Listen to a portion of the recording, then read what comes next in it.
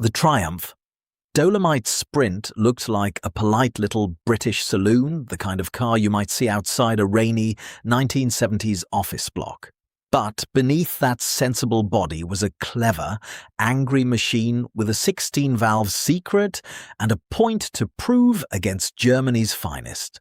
Subscribe if you love classic car documentaries. Today, we're uncovering the surprising tricks and forgotten stories behind the Sprint that even true Triumph fans might not know. The one-cam 16-valve trick that fooled the rulebook. The strangest thing about the Triumph Dolomite Sprint was not that it had 16 valves, but that it managed them with only one camshaft.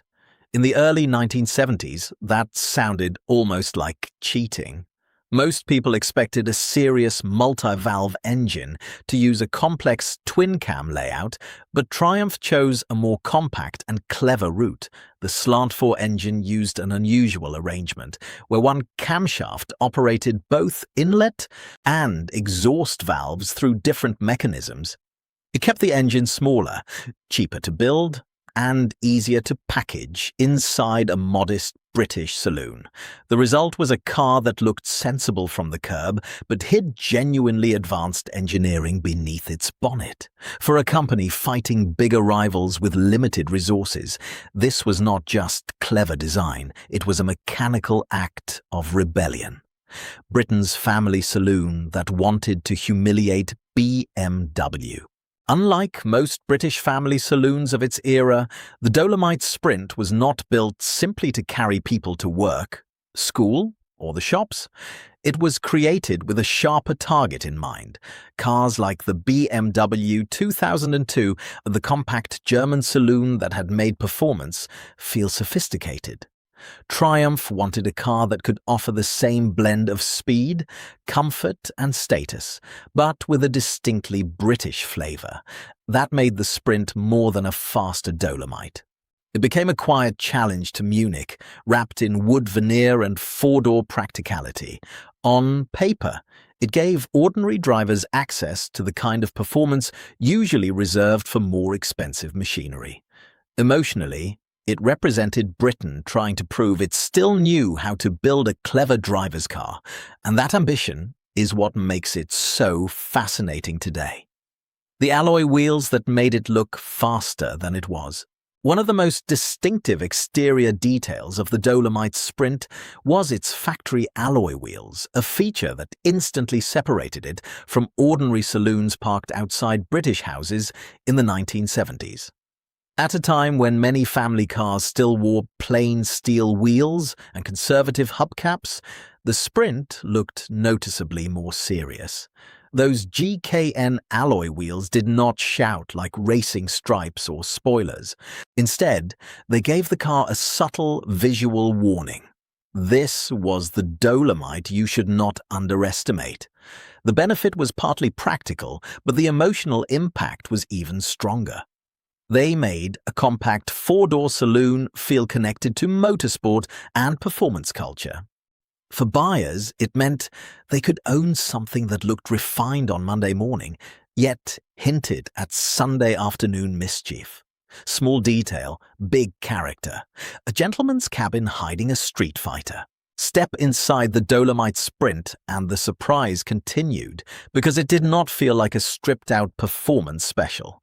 The cabin had the atmosphere of a small executive car, with wood veneer proper instruments and a sense of old British respectability.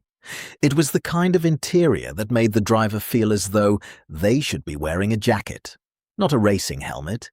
Yet that contrast was exactly what made the Sprint so memorable. Beneath the polished dashboard and civilized seating position was a car with genuine pace and a sharp mechanical personality. This clever mix gave owners two cars in one. It could behave like a comfortable family saloon in town, then reveal its hidden temper on an open road. That gentlemanly disguise became one of the Sprint's most charming tricks. Fast enough to scare bigger cars, fragile enough to scare owners The Dolomite Sprint had the performance to embarrass larger and more expensive cars, but it also carried a reputation that made careful owners pay attention. Its advanced 16-valve engine gave the car impressive pace for a compact saloon of the 1970s, especially when paired with manual overdrive. But this was still a British Leyland-era machine, and the brilliance under the bonnet depended heavily on proper cooling, maintenance, and mechanical sympathy. The Sprint was not the kind of car you could completely neglect and expect to forgive you forever. That tension made it more dramatic. It was fast enough to feel special, yet fragile enough to feel alive. For some drivers, that was part of the fear. For enthusiasts, it became part of the bond. The Sprint demanded respect, and that made every good drive feel earned. The homologation. Saloon that went racing for real. The Dolomite Sprint was not merely a road car pretending to be sporty, it actually went racing. In the British saloon car scene of the 1970s, Triumph and Broadspeed turned the compact four-door into a serious Group 1 contender. That mattered because motorsport gave the Sprint credibility that a brochure could never create on its own. Viewers in period could see a car that looked broadly related to something on the showroom floor being pushed hard against tough rivals. The practical family shape suddenly gained a second identity. Commuter by day, touring car weapon by weekend. Its racing life helped prove that the unusual engine and compact chassis were more than marketing ideas. They worked under pressure. And in a decade full of loud coupes and muscular Fords, the little Triumph earned attention the hard way, the forgotten blueprint for the modern hot saloon. What makes the Dolomite Sprint feel so important now is not just what it was, but what it predicted. Long before the phrase hot saloon became a familiar part of car culture, the Sprint had many of the ingredients already in place. It had 4 doors, usable space, a smart cabin, distinctive wheels, advanced engine technology, and enough performance to make ordinary journeys feel slightly dangerous. It was not a pure sports car, yet it offered something arguably more tempting: excitement without giving up everyday usefulness. That formula would later define countless performance saloons and fast compact cars. The tragedy is that the Sprint never became as internationally celebrated as some of its rivals. But for those who know, it remains a forgotten blueprint, a small British saloon with ideas far bigger than its body. The Triumph Dolomite Sprint was more than a quick old saloon. It was a clever British gamble, mixing comfort, racing spirit, and remarkable engineering in one compact body. It challenged bigger names, thrilled drivers, worried owners, and quietly helped sketch the future of the modern hot saloon.